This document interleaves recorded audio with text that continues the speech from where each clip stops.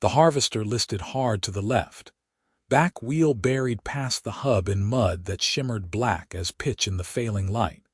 And Verna Darkwell dropped the fence rail she had been hauling when she saw the stranger beating his fist against the frame in helpless fury, while the western sky bled red and purple behind gathering clouds. She knew that desperation, had felt it in her own chest, every time the weather turned before the work was done. And she was jogging toward him before her brain caught up with her legs, her boots squelching through the furrows of the access road that separated the Meriden place from the old Pritchard homestead, where she worked. The man looked up at the sound of her approach, and his face went through three expressions in quick succession: hope, wariness, and finally, a sort of exhausted resignation.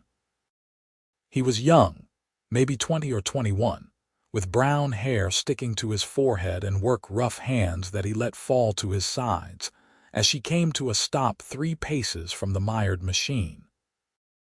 "Evening," Verna said, keeping her voice level and her tusks mostly hidden behind her lips, the way she had learned to do in town. "That wheel is not coming out on its own. I know." His voice was hoarse. "I know. I have 8 acres left to cut, and the rain is coming, and I cannot." He stopped himself, drew a breath. "I am sorry. You do not need to hear my trouble. I am Lowell Pritchard. I am renting the east fields this season." Verna knew the Pritchard land, knew it had been sitting empty for 2 years after old Samuel Pritchard died without heirs. She also knew the rain was perhaps an hour away, maybe less, and wet grain would rot in the head before it could be threshed. "Verna Darkwell. I work the Meriden place." "Hold on." She turned and ran back the way she had come, ignoring his shout of surprise, and found the draft team grazing near the barn exactly where she had left them. Thistle and Barleycorn, 2 enormous dappled grays that old Meriden swore were the best investment he had ever made, looked up with patient curiosity as she grabbed their halters and led them at a trot back toward the road. The chains and harness were still on the wagon tongue in the equipment shed. She snatched them up with her free hand and kept moving. Lowell Pritchard was standing beside the harvester with his hands on his hips when she returned, staring at the approaching draft horses with something like disbelief. "You cannot mean to hook the traces here and here," Verna interrupted, tossing him one end of the chain. "I will take the other side. When I give the word, you guide the wheel. Do not try to force it, just keep it true. This machine weighs more than you and me together, yes." She was already fastening the second chain to the harvester frame, her fingers quick and sure on the metal. "That is why I brought Thistle and Barleycorn. They pulled a loaded stone sledge up Widow's Hill last winter. They will manage." He stared at her for a heartbeat longer, then seemed to shake himself and moved to the wheel. Verna positioned herself at the front of the team, one hand on each bridle, and checked the angle one more time. The mud had suction like a living thing, and if she pulled wrong she would snap the axle or strip the harness, and then they would all be in worse trouble than before. "Ready." She called, "Ready." She clicked her tongue, and the draft horses leaned into the traces, muscles bunching under their thick hides. The chains went taut with a singing note. For a long moment, nothing happened, except the creak of wood and metal under strain. And then the mud gave up its grip with a sound like a giant's boot pulling free of muck. And the harvester lurched forward onto solid ground so fast that Lowell Pritchard had to dance sideways to avoid being run over by his own machine. Verna let the horses slow to a stop and turned to find the young farmer staring at her with his mouth slightly open. She looked away quickly, suddenly aware of the green of her own skin in the dusk light, the way her ears came to points above the rough scarf she used to tie back her dark hair. "You should move that before the rain comes," she said. "The ground will only get softer." Yes, thank you. I do not know how to. He seemed to catch himself again, and his expression shifted into something firmer. Thank you. Truly, you saved my harvest. Verna shrugged and began unhooking the chains, keeping her hands busy so she would not have to meet his eyes. Neighbors help neighbors. That is how it works out here. Even so. His voice was quiet. I owe you. You owe me nothing. She coiled the first chain over her shoulder. Go cut your grain, Mr. Pritchard. The light is almost gone. She led Thistle and Barleycorn back toward the Meriden place before he could argue, and did not let herself look back even though she could feel his gaze on her shoulders the whole way.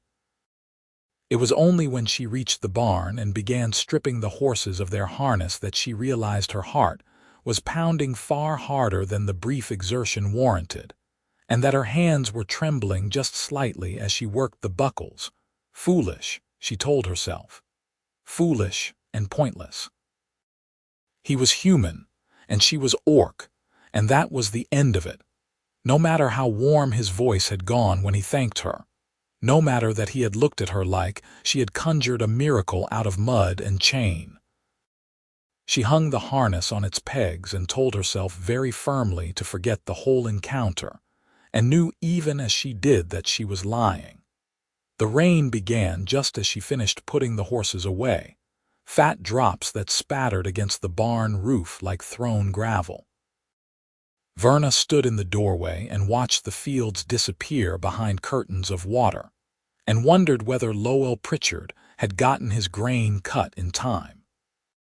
She wondered it all through the evening chores and supper, and the long stretch of darkness after, lying on her cot in the loft and listening to the storm beat itself to pieces against the world outside. 3 days later, she was hauling water for the kitchen garden when a wagon turned into the Meriden yard, and her heart did a complicated thing in her chest when she saw who was driving it. Lowell Pritchard brought the horses to a stop near the porch and climbed down with a canvas sack in one hand and a determined expression on his face. Mr. Pritchard, Verna said carefully, setting down the buckets. Can I help you? I hope so. He crossed the yard to stand in front of her, and she was struck again by how young he looked, how tired around the eyes. I came to repay my debt. I told you. I know what you told me. His mouth quirked into something that was almost a smile. I have a different idea. I am going into town this afternoon for supplies. Let me carry yours as well. It is the least I can do. Verna blinked. You want to haul my groceries? Yours and Mr. Meriden's if he has a list. I am going anyway, and my wagon is empty. It would be no trouble. It would also spare her the long walk into New Hollow, and the stares she always got in the mercantile, the way the clerk took her coins between 2 fingers like they might be contaminated. She should refuse. She should send him on his way and forget this foolishness. Instead, she heard herself say, wait here a moment, and went inside to fetch the list that Meriden had left on the kitchen table. Lowell looked it over and nodded. Flour, salt, lamp oil, sugar, tea, easy enough. Anything for you, I do not. She stopped. She had been planning to walk to town on her next day off for thread and needles, her sewing kit worn down to almost nothing. Thread, brown and gray if they have it, and a paper of needles. He produced a stub of pencil from his pocket and added the items to the bottom of the list in neat, slanting handwriting. I will be back before supper. You do not have to do this. I know. He met her eyes squarely, and there was no pity in his gaze, no superiority, just a plain honesty that made her throat tight. I want to. He was back 4 hours later with everything on the list and a small brown paper parcel that he handed to her separately. Verna unwrapped it to find not just thread and needles but a length of green cloth printed with tiny white flowers, the sort of thing that might be made into a summer shirt or a headscarf. The clerk said it was going cheap, Lowell said quickly, as if anticipating her protest. End of the bolt. I thought the color would suit you. Verna stared at the fabric in her hands, something hot and painful swelling behind her breastbone. No one had given her cloth before. No one had looked at a length of green printed cotton and thought of her. "Thank you," she managed. "I will be back next week," he said. "If you have another list." She should tell him once was enough, that the debt was paid. Instead, she nodded and watched his wagon rattle back down the lane until it disappeared behind the line of poplars that marked the property edge. Lowell Pritchard came back the next week, and the week after, and the one after that. Summer deepened into long, golden days, and he hauled supplies for the Meriden place every single time he made a trip to New Hollow, refusing payment, refusing even a meal in return. Verna began to leave her lists ready on Fridays, and he picked them up like clockwork, returning with everything she needed and usually one small thing extra: a cone of sugar wrapped in blue paper, a tin of salve for rope-burned hands, a sack of peppermints that he claimed had been a 2-for-1 bargain. She told herself it meant nothing, told herself he was simply a man who paid his debts with thoroughness and care.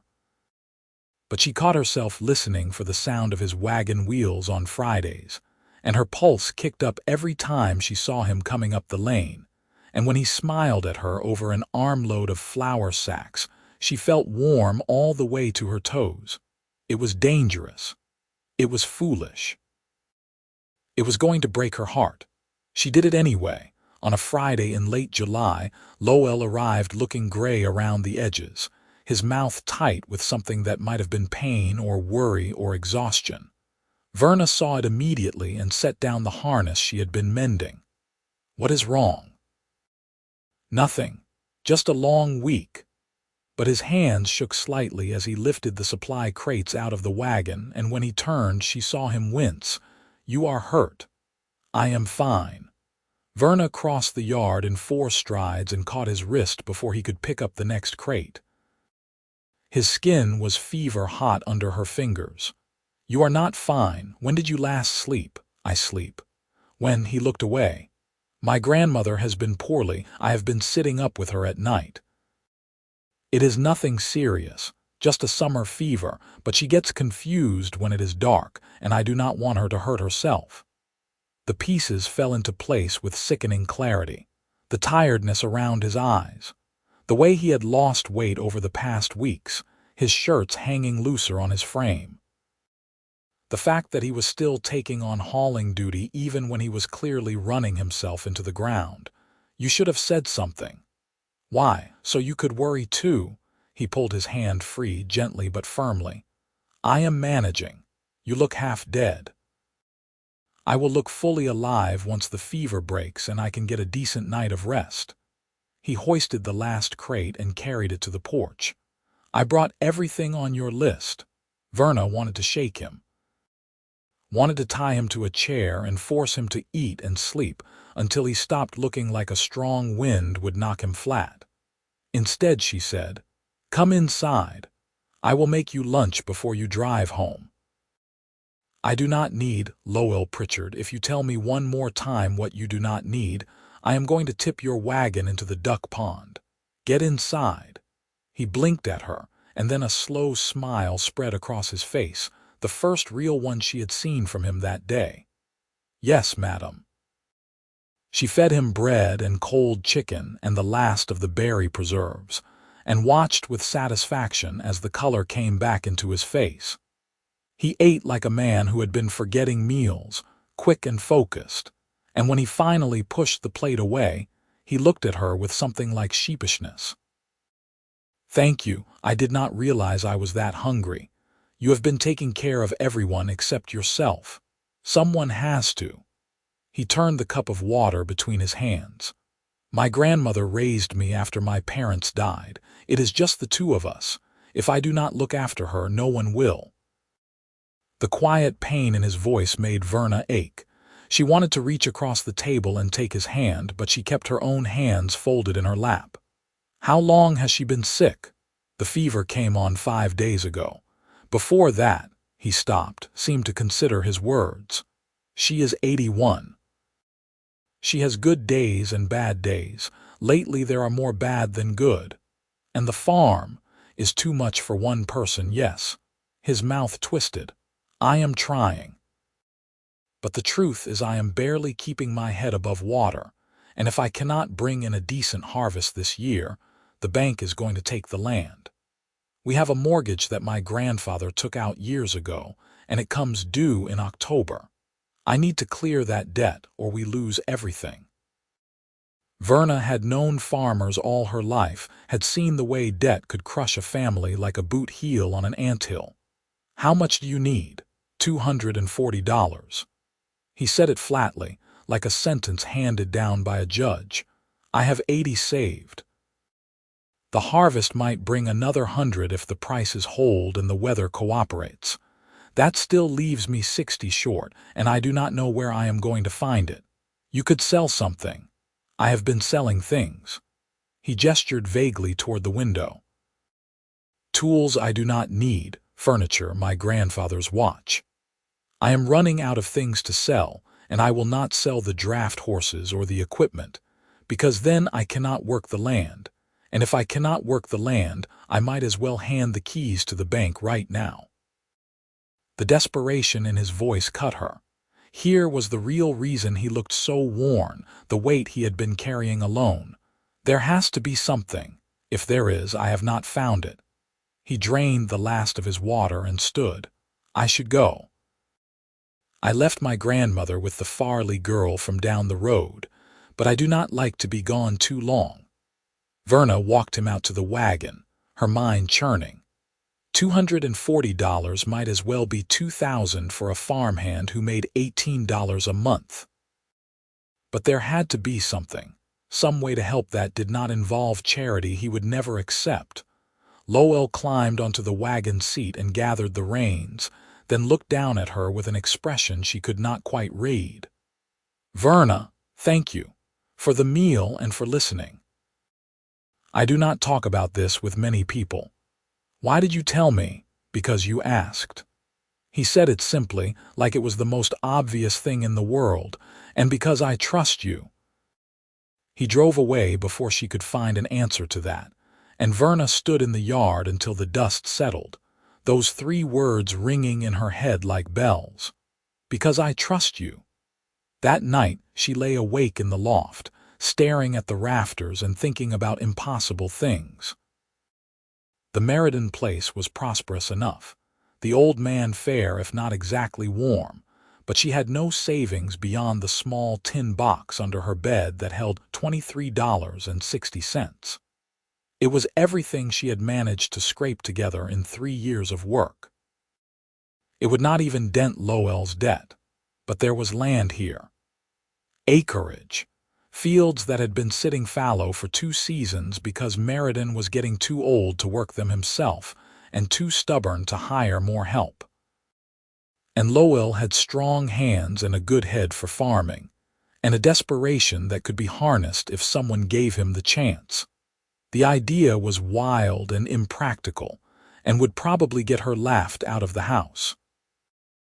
But it was an idea, and it was better than lying here doing nothing while Lowell worked himself to death trying to save a farm he could not save alone. She went to Meriden the next morning after the breakfast dishes were cleared. The old man was sitting on the porch with his pipe, watching the chickens scratch in the yard, and he looked up with bushy white eyebrows raised when Verna climbed the steps. "Sir, I need to ask you something." "Ask away, girl." "The North 40 and the East 20. You said last fall that you were too old to manage them." "Did say that. Still true." Verna took a breath. "What if you had help? Another pair of hands, someone who knows the work." Meriden's eyes sharpened. "You talking about hiring on extra labor?" "Because I am not paying for, not hired labor. A partner. Lowell Pritchard from the old Pritchard place. He is farming the east fields, but his lease is up in October, and he has equipment and horses and experience. What if we offered him a partnership? He works the fallow acres, brings in the harvest, and we split the profit 60-40. You get income from land that is sitting idle. He gets enough to clear his debts and keep his grandmother's house." The old man puffed on his pipe for a long moment. "You sweet on this boy, Verna." Her face went hot. "That is not this is about the farm. Is it?" But his tone was not unkind. "You are asking me to bring a stranger into a business partnership based on nothing but your word that he is a good worker. Seems to me you must think pretty highly of him." "I do. He is honest and he works hard, and he is only in trouble because he is trying to take care of his grandmother and the farm at the same time, alone. He is a good man." She stopped, heard what she had just said, and forced herself to continue. "But I would not suggest this if I did not think it would benefit you as well. Those fields are wasting. You could be making money off them." Meriden smoked in silence for a bit longer, his gaze distant. Finally he said, 60-40 split, you said?" "Yes, sir." "You provide the land and seed, he provides the labor and equipment. Make it 50-50 and I will think about it." Hope flared in her chest. "Truly, I will think about it," he repeated. "Bring the boy around tomorrow morning. I will talk to him, see what kind of man he is.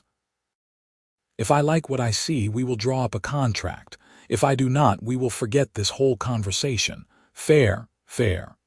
Verna wanted to hug him. She settled for a broad smile that showed her tusks, the kind she usually hid. "Thank you, sir. You will not regret it." "I better not," Meriden grumbled, but she thought she saw the corner of his mouth twitch upward behind his pipe.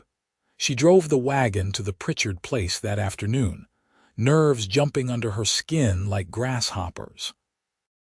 She had no idea whether Lowell would agree to the plan, whether he would be insulted by the offer or desperate enough to take it. She had no idea what she would say if he asked her why she had done this, why she had stuck her neck out for a man she had known less than 2 months. The Pritchard homestead was smaller than she expected, a neat little farmhouse with a sagging porch and a barn that needed a new roof. Lowell was in the yard splitting wood, his shirt soaked with sweat, and he looked up with surprise when she pulled the wagon to a stop. "Verna." "What are you doing here?" She climbed down, her mouth suddenly dry. "I need to talk to you. Is everything all right?" "Yes, maybe, I do not know yet." She shook her head.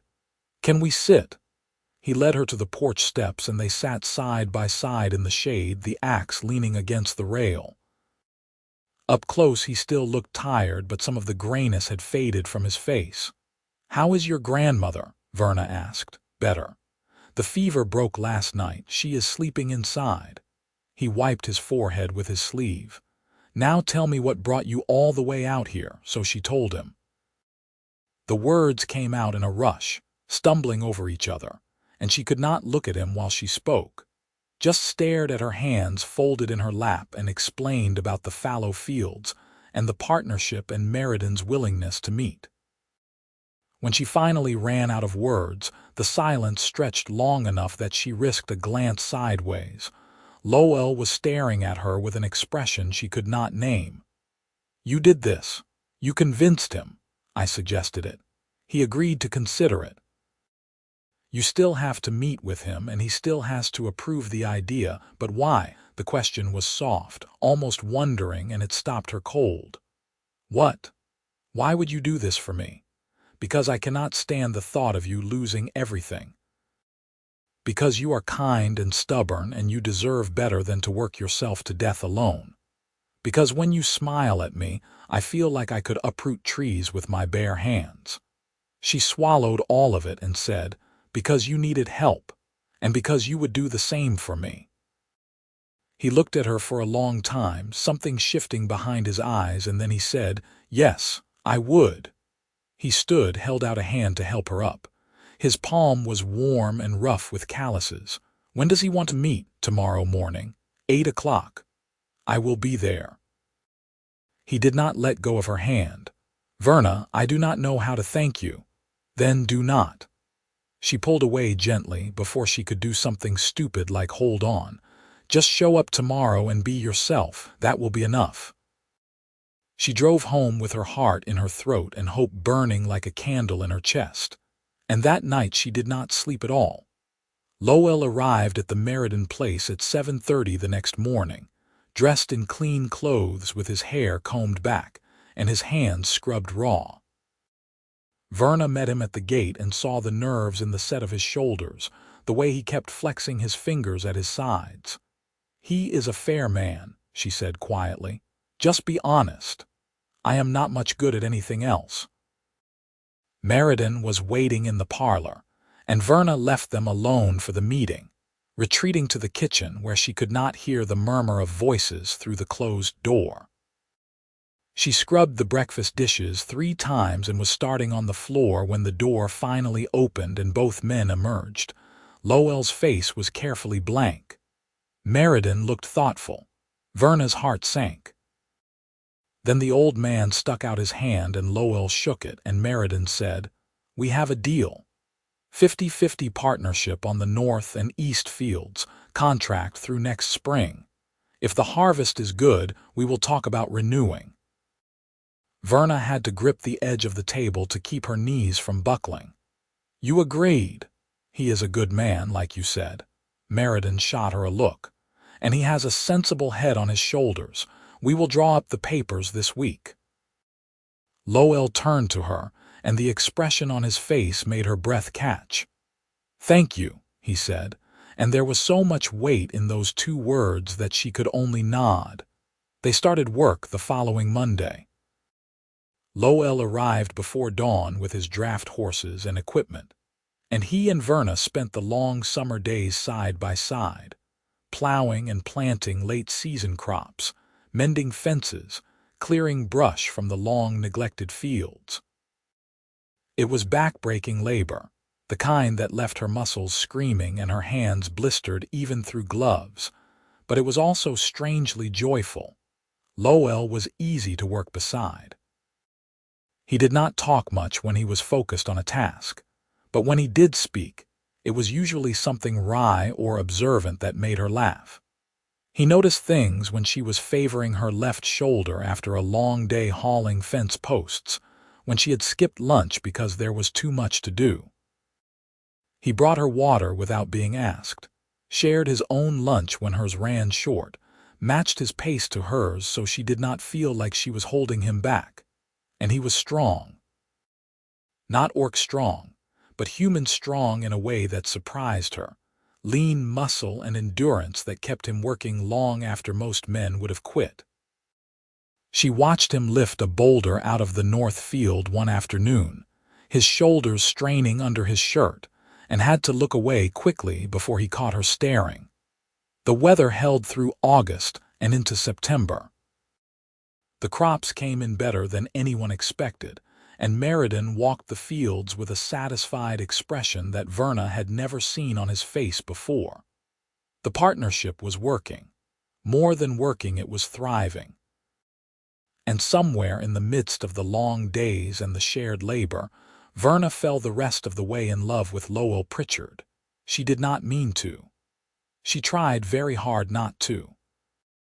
But love was not something you could wrestle into submission like a stubborn horse.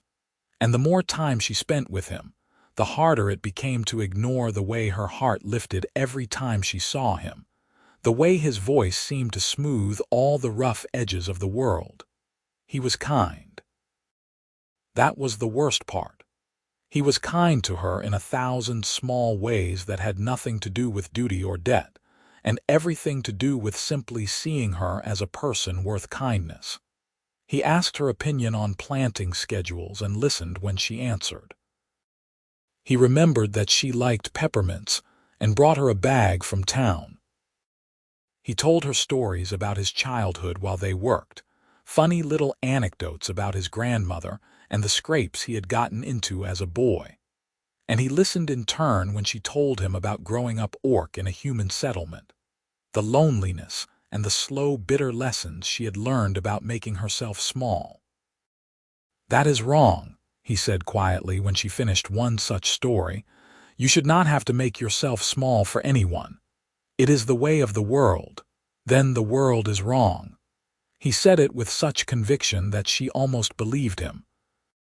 But he was human and she was orc, and no amount of wishing could change that. She watched him when he went into town, saw the way the villagers greeted him with warmth and easy familiarity, the way the girls at the mercantile blushed when he smiled at them. He belonged here in a way she never would. And she would not burden him with feelings that could only ever complicate his life. So she buried it, kept it locked down tight where it could not escape and ruin everything. And if sometimes she lay awake at night remembering the way he looked at her across the fields, the warmth in his voice when he said her name, well, that was her burden to bear alone. October came with cold mornings and the scent of wood smoke in the air. The harvest was nearly finished, the storage sheds full to bursting, and Meriden announced that the profits would be tallied and split the first week of November. Lowell would have his money in time to pay the bank. The farm was saved. Verna should have been happy. She was happy for him, for the success of the partnership, for the fact that he would not lose his grandmother's home. But underneath the happiness was a cold growing dread because she knew what came after the harvest. Winter. The slow season. Lowell would not need to come to the Meriden place every day anymore. He would return to his own farm, his own life, and the careful bubble of closeness they had built over the past months would pop like soap film. She would go back to being alone. And he would forget about the orc girl who had helped him, the same way everyone eventually did. The thought made her chest ache, but she pushed it down and kept working, because there was nothing else to do. 2 weeks before the profit split, Lowell did not show up for work. Verna waited until mid-morning, then walked to the Pritchard place, worry gnawing at her stomach. She found him in the yard trying to load fence posts onto his wagon one-handed, his left arm hanging limp at his side. What happened?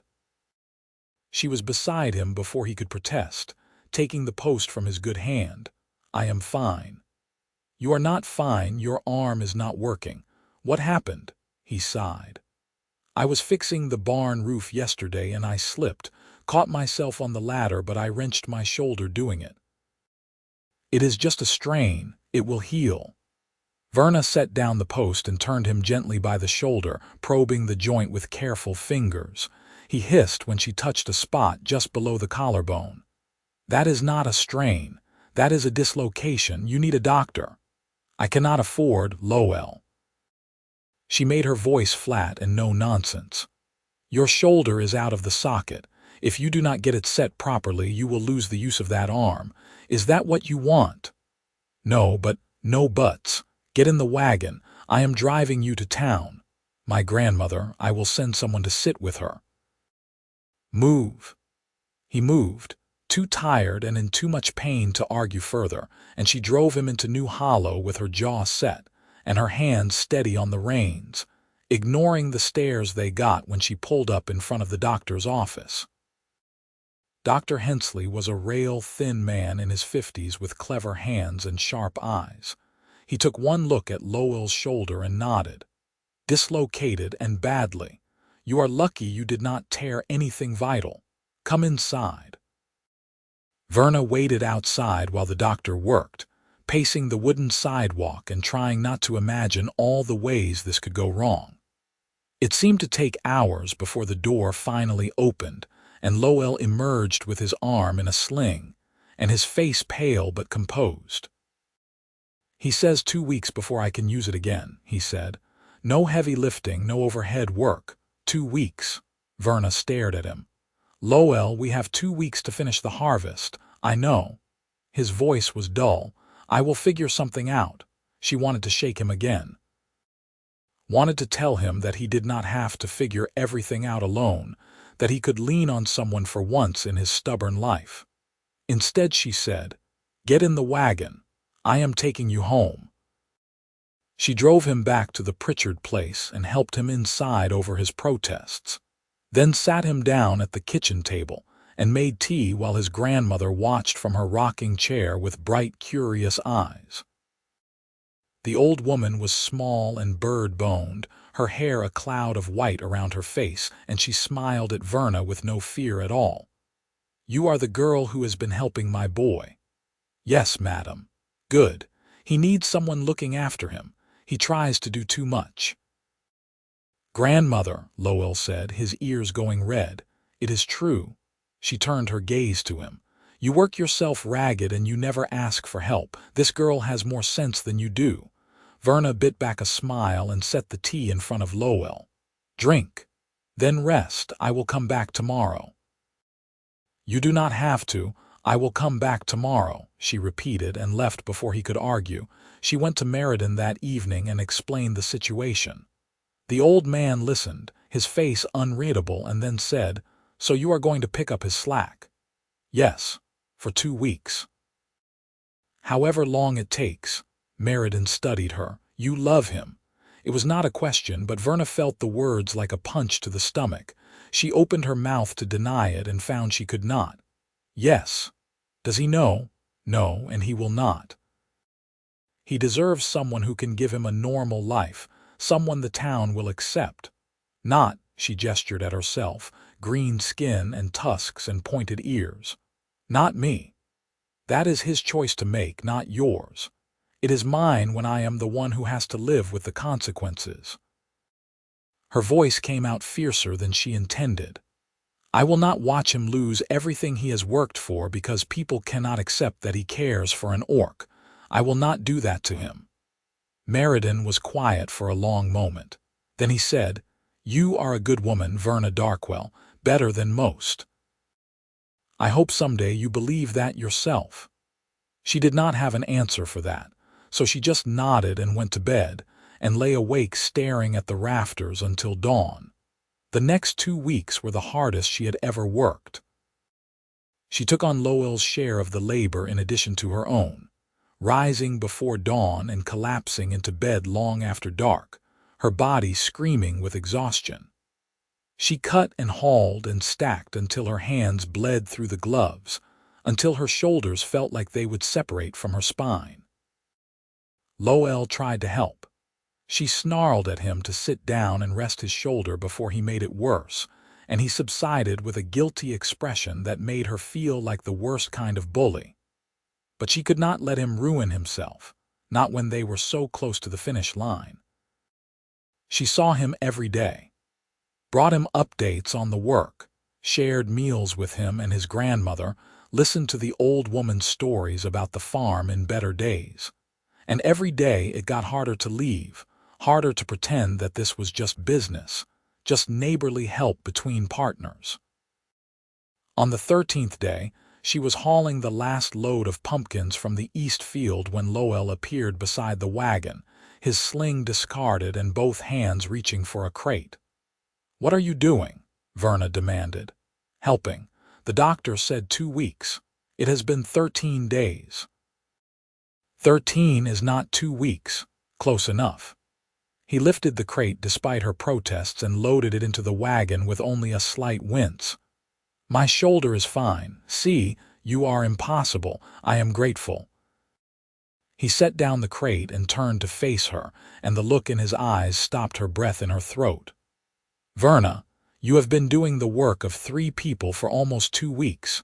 You look ready to collapse. Please let me help." She wanted to argue.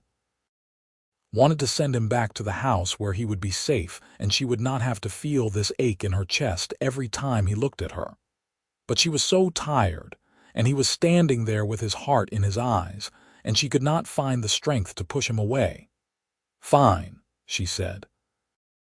"But if you hurt yourself again, I am going to be extremely angry with you." He smiled, slow and warm, and her heart turned over in her chest. "Understood." They finished the harvest together that afternoon. The last of the pumpkins and late squash loaded onto the wagon as the sun slanted gold across the fields. Verna stood beside the wagon and looked at the neat rows of stubble, the bare earth waiting for winter, and felt something settle in her chest that might have been pride or satisfaction or simply relief that it was done. "We did it," Lowell said beside her. "I do not know how, but we did it." "You did it, I just helped." You did more than help, you saved me, again. He turned to look at her and his expression was open in a way that made her ache. Verna, I need to tell you something. Panic flared white-hot in her chest. You do not, I do.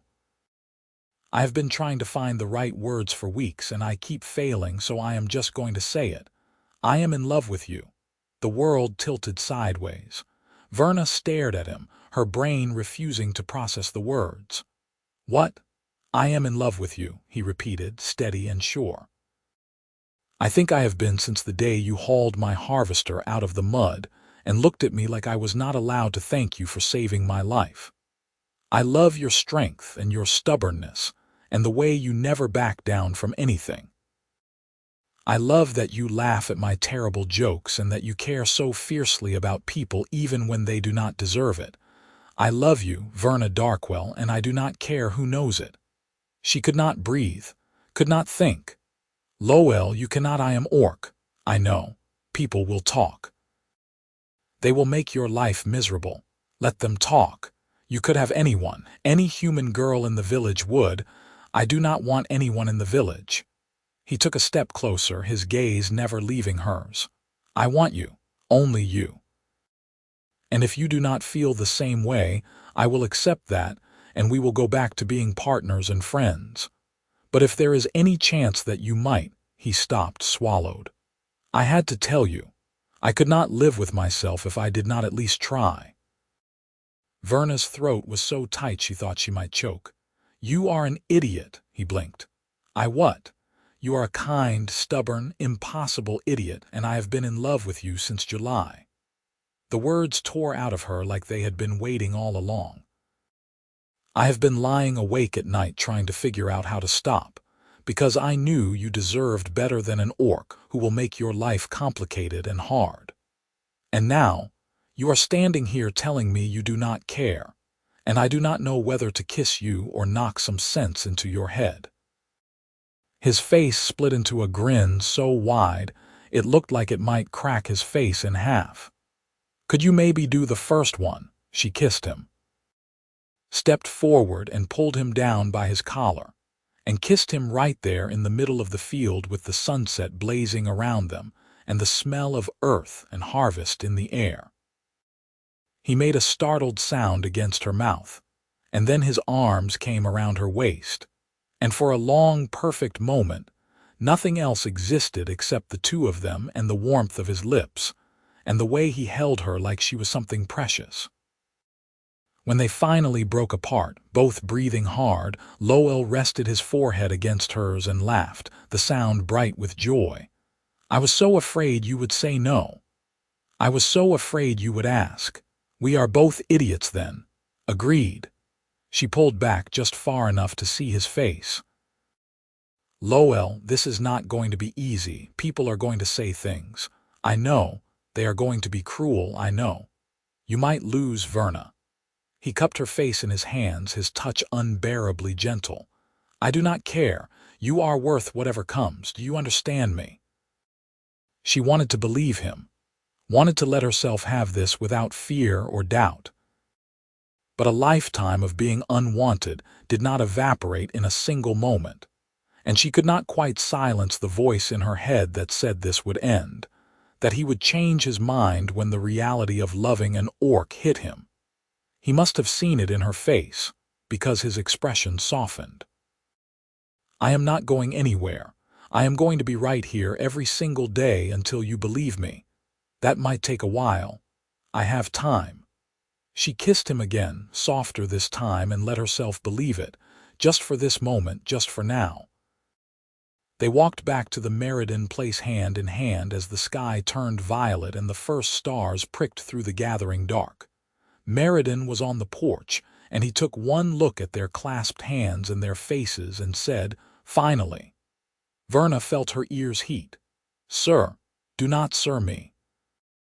I have been watching the two of you dance around each other for months. It was exhausting.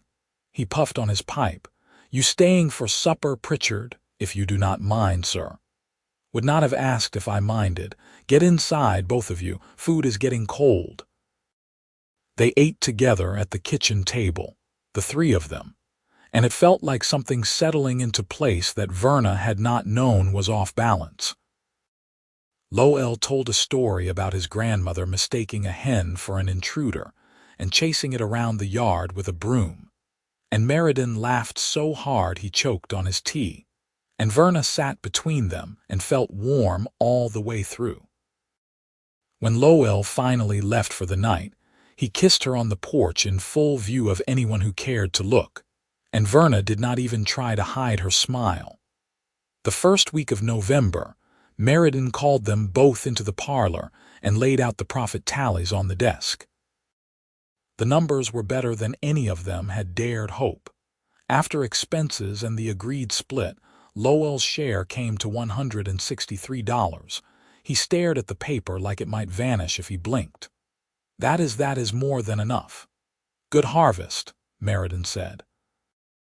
And good work from both of you. The partnership stands if you want to renew come spring. Yes, Lowell looked at Verna. Absolutely yes. He went to the bank the next day and paid off the mortgage in full, and came back to the Meriden place with his face shining and his hands shaking with relief.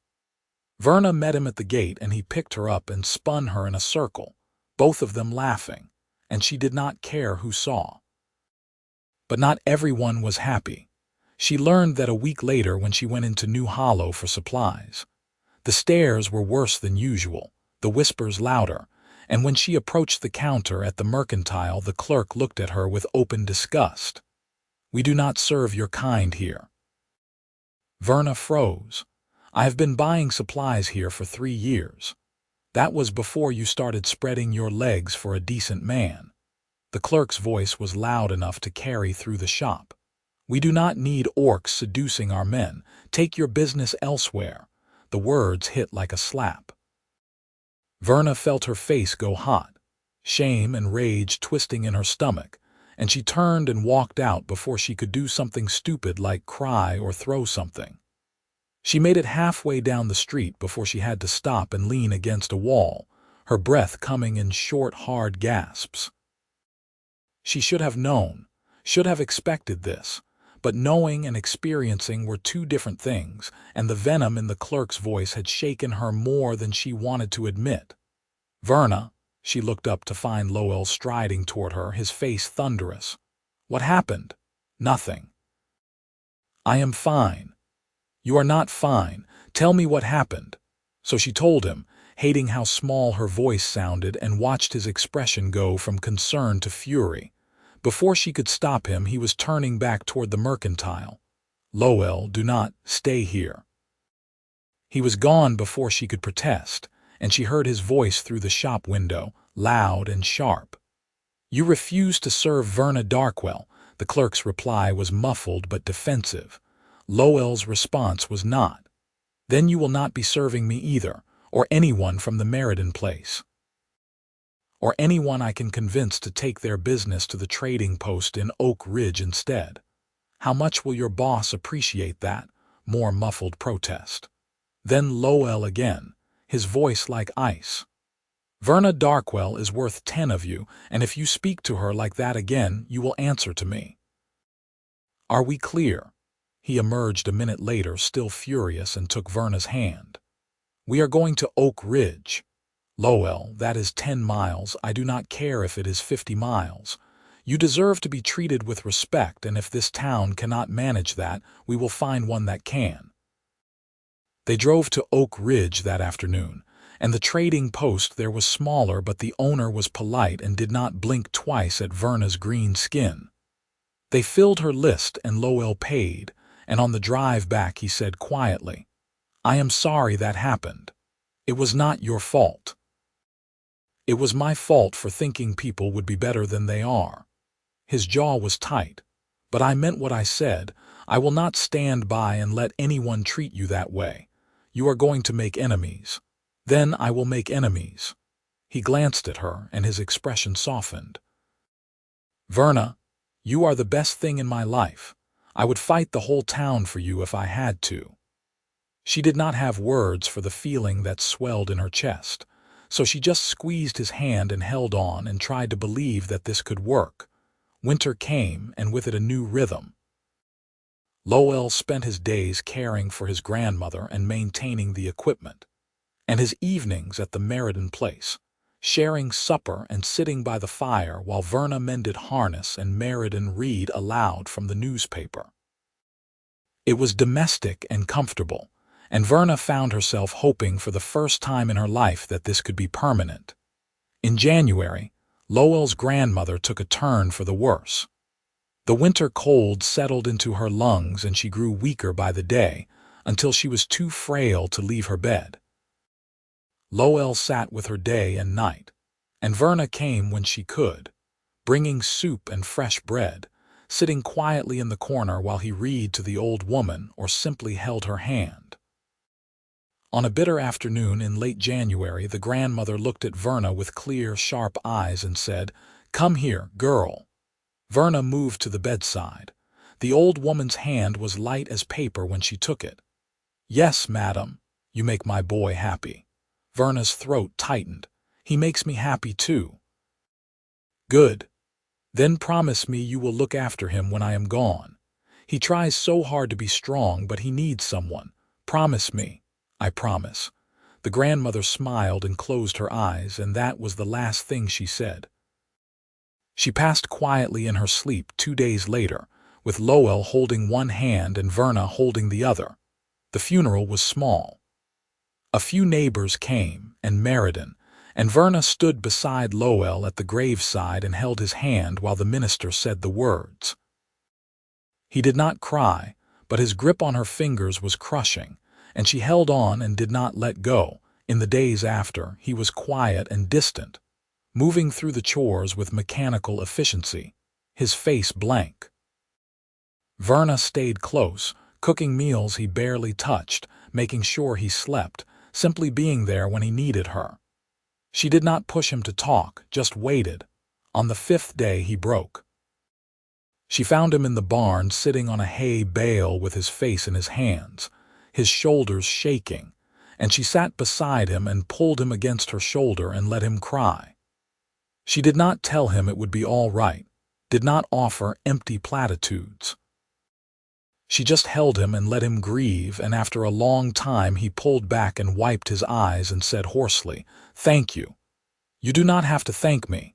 I do, for being here, for everything." He took her hand, laced their fingers together. "I do not know what I would do without you. You will never have to find out." He looked at her then, really looked at her, and said, "Marry me." Verna's heart stopped. "What? Marry me? I know it is too soon. I know I should wait and do this properly, but I do not want to wait. I want you in my life permanently, legally. I want to wake up next to you every morning and go to sleep beside you every night. I want to build a life with you, if you will have me."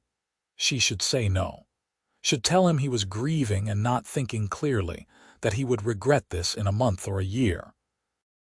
But she looked at his face, at the raw honesty in his eyes, and she knew he meant every word. "Yes," she whispered. "Yes, I will marry you." He kissed her then, soft and careful, and when they broke apart he was smiling for the first time since his grandmother died. "We will do it right. A proper wedding, in the spring when the flowers are blooming. I want the whole world to know you are mine. The whole world might not approve. Then the whole world can go hang."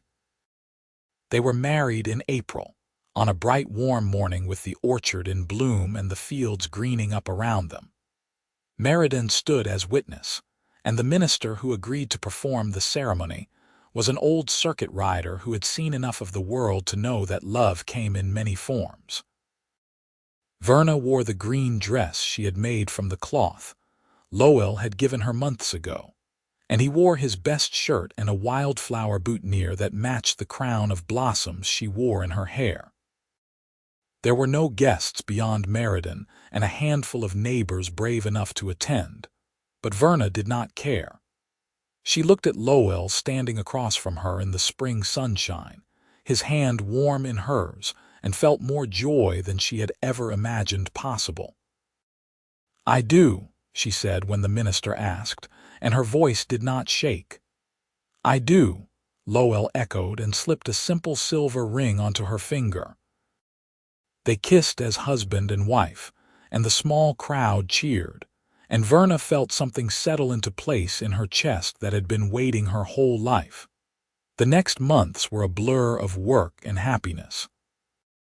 They combined the two households, merging tools and livestock and labor, and by summer the fields were more productive than ever.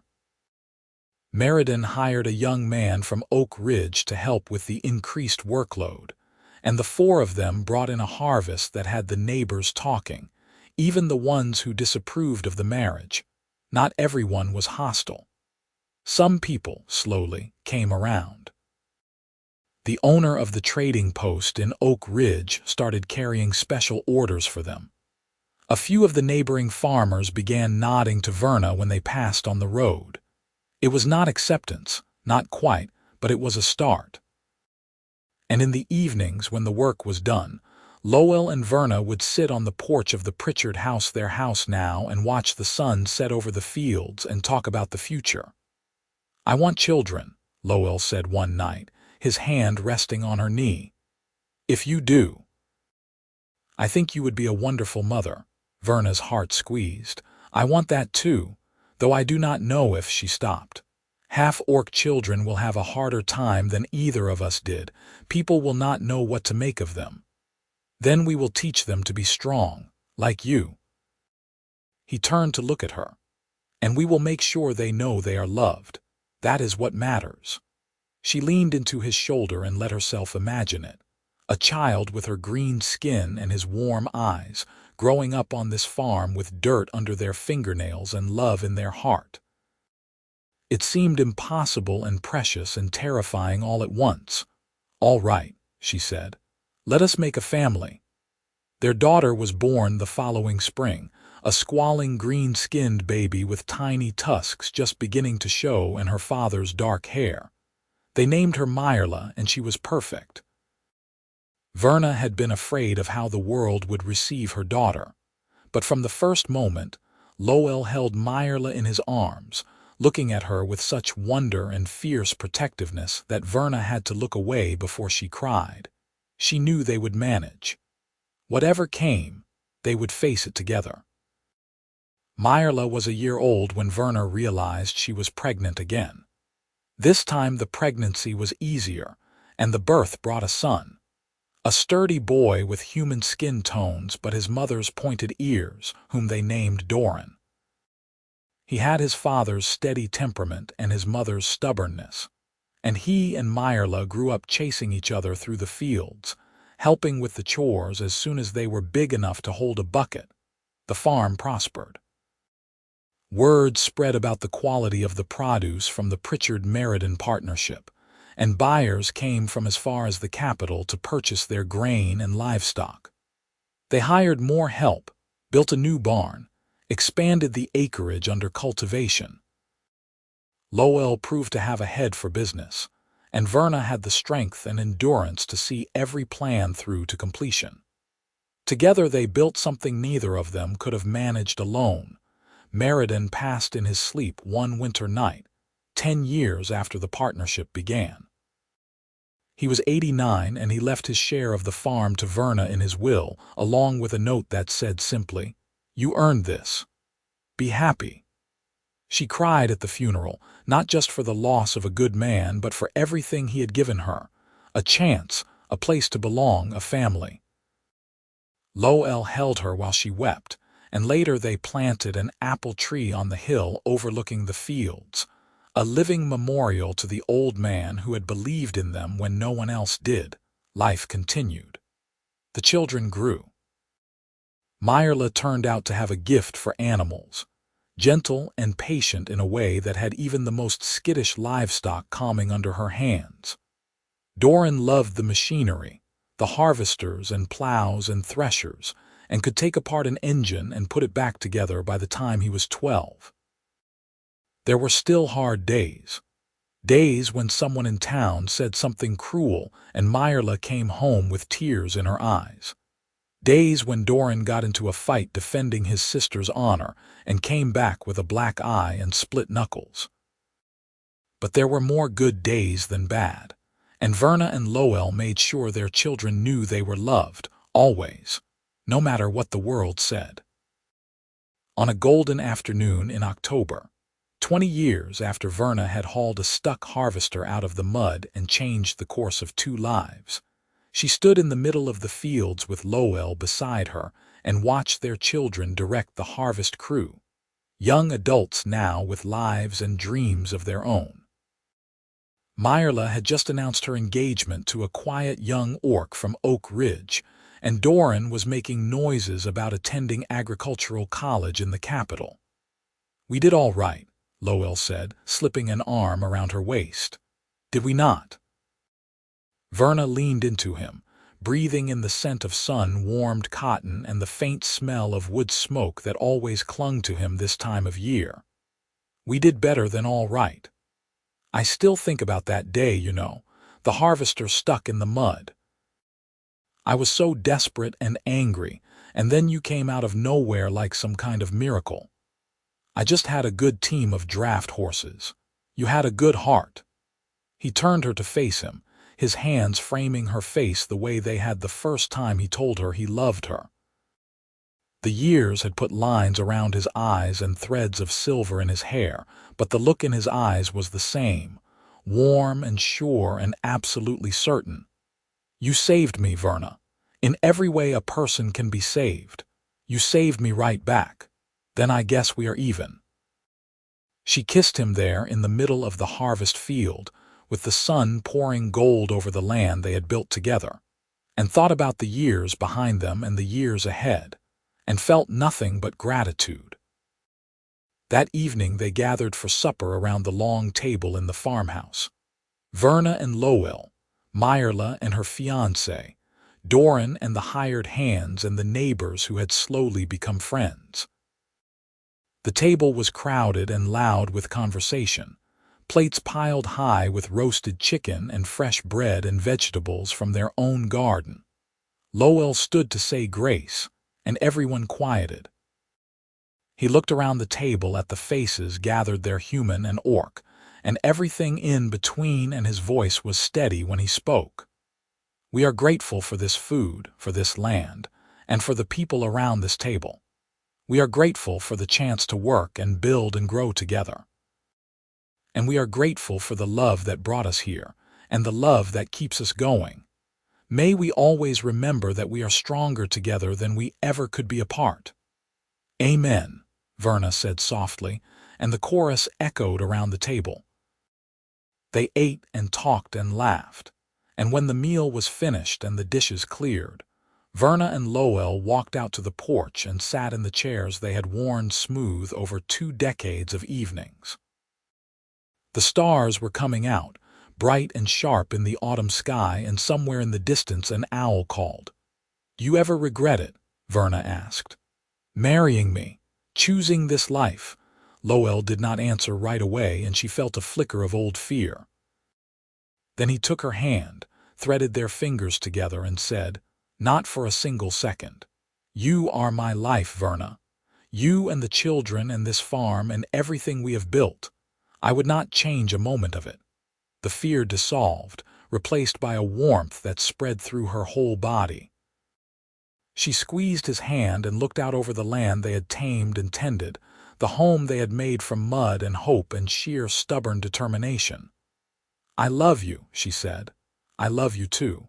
Always." They sat there in the darkness, hand in hand, and watched the stars wheel overhead. And Verna thought that if she could go back to that dusk, 20 years ago, and tell her younger self what was coming, the love and the struggle, and the joy and the family, she would not believe it. But she would have hauled that harvester out of the mud anyway, because some things were simply meant to be. And this life, this love, this man beside her had always been meant to be hers.